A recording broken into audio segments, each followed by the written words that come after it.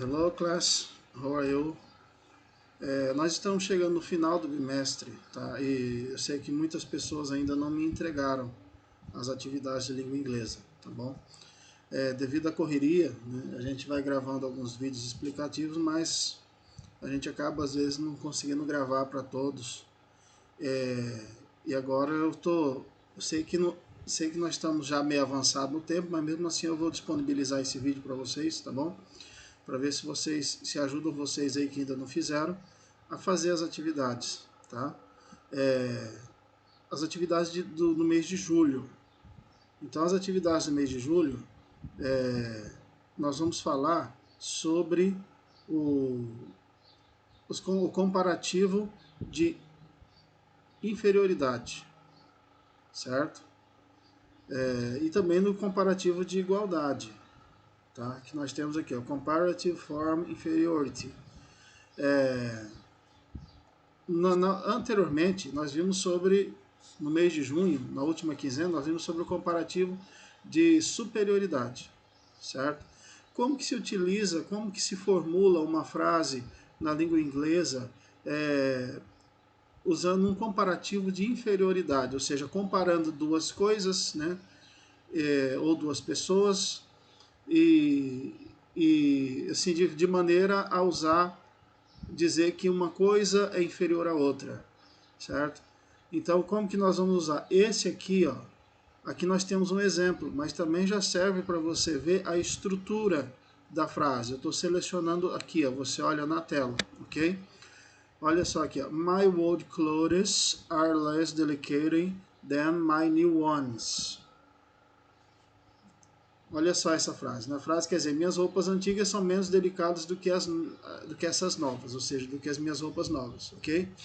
Então veja só, toda frase, ou pelo menos a maioria delas, vai ter um sujeito, certo? Qual que é o sujeito? O sujeito é aquele que pratica uma ação ou sofre uma ação, né? Ou aquele que está numa determinada condição, certo? Então olha só, qual que é o sujeito dessa frase? My old clothes. My old clothes ele não pratica nenhuma ação, mas essa expressão aqui, ó, que está na condição de ser menos delicada, certo? Então aqui nós temos um sujeito na frase, nós temos um verbo da frase, certo? Que é normal em praticamente todas as frases. Aí depois aqui começa, my clothes are. My clothes are significa minhas roupas velhas são. Aí vem aqui, ó. Aí nós temos aqui um adjetivo, dedicated, que são dedicadas, ok? E como que eu vou usar como que eu vou usar a estrutura, como que eu vou estruturar para ficar como inferioridade? Antes do adjetivo, dedicated, delicado, eu coloco less. Que less. Less significa o quê? Less significa menos. Certo? Menos.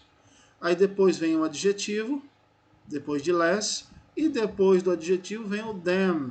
Seleciona ali, ó, T-H-A-N, than. Than significa o quê? Significa do que. Então veja só, less delicate than, ou seja, menos delicada do que, certo? Então essa é a estrutura para você estabelecer uma comparação de inferioridade entre duas coisas ou duas pessoas, tá? Less delicate than, entendeu? Certo?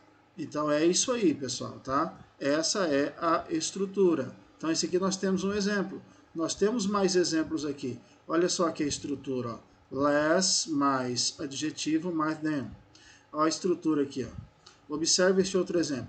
Cats are less trustworthy than dogs. Tá vendo só? Então, cats é o sujeito da frase, né? É aquele que está na condição. Ou que pratica a ação, né? Are é o verbo da frase, que é o verbo to be, o verbo ser ou o verbo estar. Então, gatos são. Aí, trustworthy quer dizer confiáveis. Então, gatos são less trustworthy than dogs. Ou seja, gatos são menos confiáveis do que cachorros, certo? Então, essa é a estrutura, pessoal, tá? Essa é a estrutura para você formar o Comparative Form Inferiority, certo? Essa é a estrutura. Antes do adjetivo, coloca less. Depois do adjetivo, coloca than. Ok? Certo? Nós vamos dar uma pausa agora e continuar no próximo vídeo, certo?